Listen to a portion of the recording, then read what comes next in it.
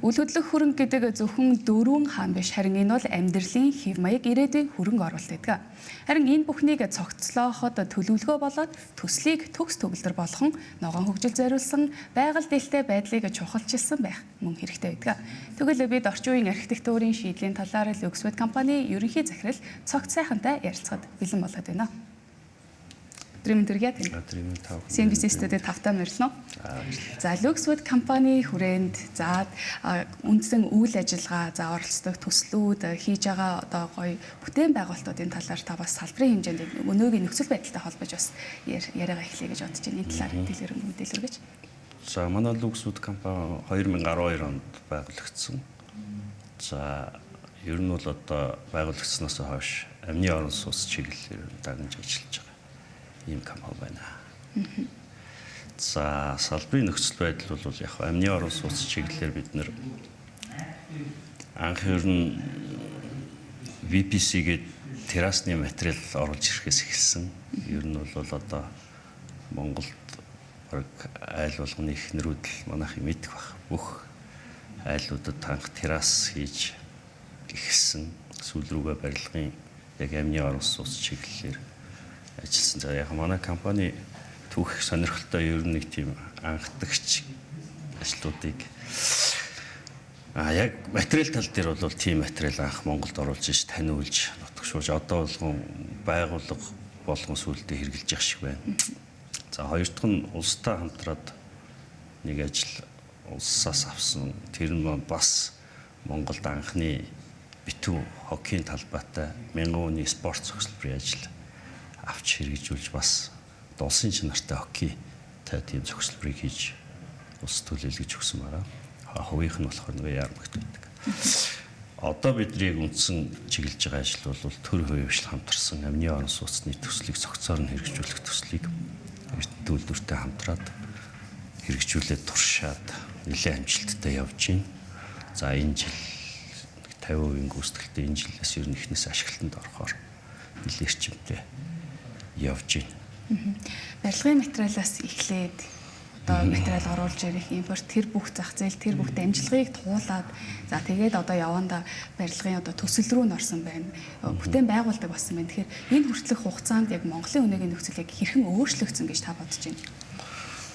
За барилгын салбар бол Монголд угаасаа маш эрчимтэй явж байгаа. За төсөл хөтөлбөр амны орон сууцаараа яг дагнаад бол явж яхад бол мэдээж маш олон шилүүд. За тэгээ амны орон сууцыг нөгөө зөвхөн баячууд хэрэгэлдэг үнэтэй гэж ойлгож ирсэн бол одоо манай хэрэгжүүлж байгаа төсөл бол зах зээлийн үнэ өртгөөс бага, орон сууцнаас ч бага өртгөөр төрийн хөвшил хамтарч хэрэгжүүлж болдгийм байна гэдгийг л дараас одоо анхны төсөл болж байгаа байх гэж бодож байна. Тэгэхээр ер нь бол энэ жишгээр гэр хорооллыг хямд өртгөөр одоо амны орон сууц хэлбэрээр хөгжүүлэх боломж өгөөд маш том зах зээл байгаа юм байна л гэж харж байна да. Иргэдэд ээлтэй одоо санхүүгийн хэмнэлттэй хэтвчэнд нь хэмнэлттэй ийм орон сууцны төсөл гэдэг нь тэгвэл одоо бас шинэлэг сонсогдож байна л да. Танаас хэлцэнчлэн одоо хэрэглэгчдийн чанарын хэмжээнд бас өөрчлөлт орсон байна.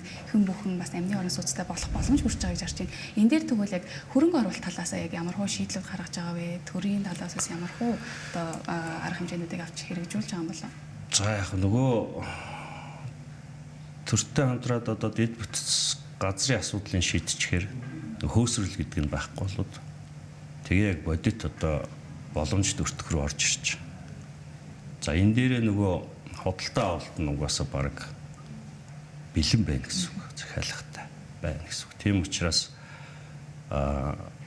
боломжит өртөхөөр одоо нөгөө бидний буруу ойлгогдоод байгаа тансаг зэрэглэлийн одоо үнэтэй хаус гэдэг биш. Одоо орон сууцнаас чамд өртгөөр амны орон сууцсандаа хашаандаа гоё амьдрах боломж бол байна гэж харж байгаа яг энэ төслөөс үндэслээд. Тэгэхдээ энийг цогцоор нь төлөвлөх шаардлагатай. Одоогоор бол яг нэг газар хэрэгжиж байгаа. Яванда одоо гэр хорооллын байруудыг амны орон сууц болгож өөрчлөх, хашаан дотор барих бас боломж байдаг болов уу? Бүрэн боломжтой. Тэхийн тулд одоо хувийн хвшлүүд одоо иймэрхүү боломжийг харж энэ том төсөл хэрэгжүүлж байгаа компаниуд гэр хорооллын амны орон сууц чиглэлээр нь хөгжүүлэх тал руу одоо хандаасаа л гэж бодож байна. Ойрын хугацаанд хэрэгжүүлэх боломжтой гэвэл одоо хэр их хугацаа шаардах бол дээрээс нь хэр бэлэн байдал байгаа гэж бодож байгаа юм. За ер нь бол яг зүгээр энэ туршил хийж байгаа төслөөсөө ингээд аваад үзэхэд бол ерөөсөө бүрэн боломж бол байна. Тэгээ маш боломжийн өртгөөр ганц юм нь одоо яг цогцоор нь төлөвлөх газар үнэгүй. Газар гэдэг маань одоо гэр хорооллынх маань өөрсдөө 0.7-оор нь газраа ингээд үнэгүй өмчилчихсэн байгаа. Тэр газар дээр нь өөрсдөн дээр нь саналын аваад одоо төлөвлөлтийн нэг 10-аас хэтрхгүй ч гэдэг юм уу загвар гаргаад дэдвцийн угаасаа л улс хариуцах хэрэгтэй. Ингээ хамтрах юм бол нөгөө газрын үнэлгээ, дэдвцийн үнэлгээ энэ төр орохгүйгээр маш боломжийн үнээр амны орон сууцнд бүх төлөвлөлтөд амьдарч болдгийм байдаг. Гэдгийг л манай төсөл одоо бодитоор харуулад хийгээд явж байгаа. Яг үн өртөг баг гэдэг нь бол одоо чанарын асуудал үүснэ гэсэн үг бол биш гэж ойлгож байна. Энэ дээр бол газрын үн гэдэг зүйл нь бол өртгийг багасгах байна гэж ойлгоно. Яг ямар хүчин зүйлсүүд нөлөөлж байгаа юм бэ? Тийм, амны орон сууц хоёр материал нь одоо сайн муу гэсэн юм байхгүй шүү дээ, бүгд л адилхан. Ганц юм саяны нөгөө хөөсрөл юун дээр явагдаад байна гэхээр дэдвтэц, газрын үнэлгээ энэ юмнууд нь нэмэгдээд тахаар л үнэтэй орон сууцуд гэдэг чинь гарч ирээд байгаа. Газрын үнэлгээ гэж ярьлаа. За төвлөр одоо хот руу илүү төвлөрсөн хэсэгтэй газрын үнэлгээ мэдээж өндөр байдаг. Гэхдээ нөгөө хотыг тойроод бас үнэлгээнд багасдаг. Энд бас амны орон сууц барих юм бол хүмүүс төвлөрч гэсэн. Тэгээд энэ амны орон сууц барих нь өөрөө зөвхөн амны орон сууцыг нэг амны орон сууцтай болгоно гэдгээс илүү маш олон үр дагавартай. Тэр нь өөрөө юу вэ гэхээр агаарын бохирдол гэж бид нар одоо олон жил шийдэхгүй байгаа асуудлыг зохицоор. За агаарын бохирдлоос гадна хөрсний бохирдол гэж бүр өсөр асуудал байна.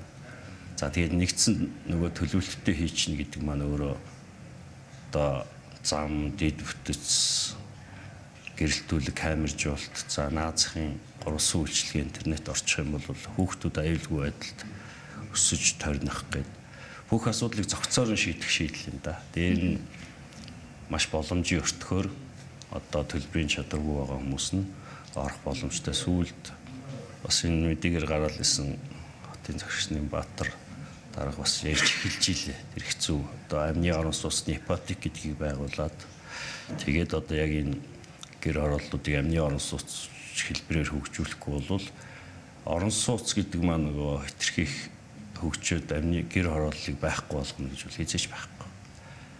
Гэр хорооллолд байгаа хүн орон сууцнд орлоо гэхэд хашаага үлдээгээд дараагийн хүндээ өмчлөлт. Тэгэхээр хизээч утаа энэ бохирдол арилахгүй. Энийг арилгах ганц шийдэл бол ерөөсөө энэ амны орон сууц чиглэлээр энэ үндэсний хэмжээний компаниуд нэгдэж ч юм уу улстай хамтраад хийх юм бол богино хугацаанд цогцоор нь шийдэх боломж бол байна л гэж харж байна.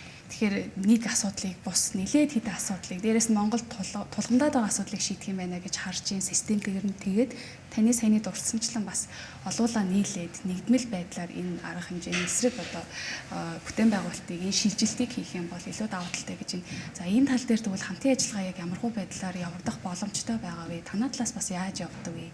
Төрөөс ер нь хэр дэмжлэг явуулж байгаа вэ? Төрөөс ерөөсөө дэд бүтц газрын асуудлыг шийдсэн. Бусдыг нь бол манайх өөрсдөө бүх хөрөнгө оруулалт төслөө хэрэгжүүлээд явж байгаа. Тэгж байгаа ч гэсэн хямд өртгөөр одоо нийлүүлнэ гэдэг гэрээтэй тэрэндээ бариад ажиллаж болж болохоор байна. Тэгэхээр гэр хороолол дээр бол тийм гарц байна. Ягаад тэгэхээр газар нь төр гэдэг чинь өөрөө баг иргэд өөрсдөө шүү дээ. Газар нь өөрсдөнд нь байна. Дэд бүтцийн угаасаа улс хариуцах ёстой. Тэ одоо тэрийг шийдэж чадахгүй бол баталгаа зүгээр энгийн асуудал. Одоо төр бол нэг тийм хоёр асуудал дээр л оролцох хэрэгтэй юм шиг байна. Дэд бүтцийг шийдэж үгүй бол баталгааг нь гаргаж өгөх тийм ээ. За саяны ипотек гэдэг бол маш чухал асуудал байна. За ийм хоёр асуудал шийдэгдсэн багт ер нь бол хувийн хвшлүүд ороод шийдчихээр бол сотол юм шиг. санагдчих. Яг таны бодол дээр тулгуурлаад хамгийн сүүлийн асуултыг асууя. Таны бодлоор change maker буюу өөрчлөлтийг авчрагч гэж яг хэнийг хэлэх вэ? Хэн байж болох вэ? Та бас энд яг ямар хувь нэмэр оруулж байгаа вэ?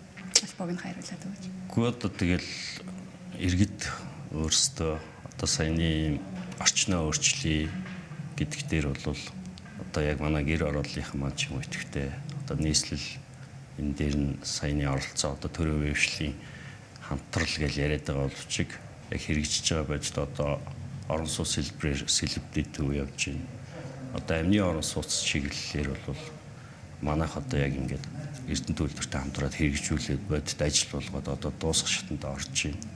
Тэгээ энэ загвараар ер нь гэр хорооллуудыг саяных шиг ингээд зохицоор нь хөгжүүлэх юм бол нөгөө яригадаад байгаа олон асуудлууд бүгд энд шийдэгдэх бүрэн боломжтой байна. Тэгээд маш хямд ортогтой яг ижил одоо нөгөө тансаг зэрэглэлийн орон сууцнд амьдрах боломж байна л гэдгийг хэрэгжүүлээд явж байна да. Тэгвэл ер нь өөрчлөлтийг авчирна гэдэг энэ өөрчлөлт шилжилтийг хэрэгжүүлж байгаа хүний хэлнэ л гэж хэлж байна тийм. Бидэнтэй ярилцсан танд баярлалаа. Студид ирсэнд бас баярлалаа. Өнөөдрийн ажилд бас амжилт хүсье. Бас баярлалаа. Та бүхэн ажилд амжилт хүсье.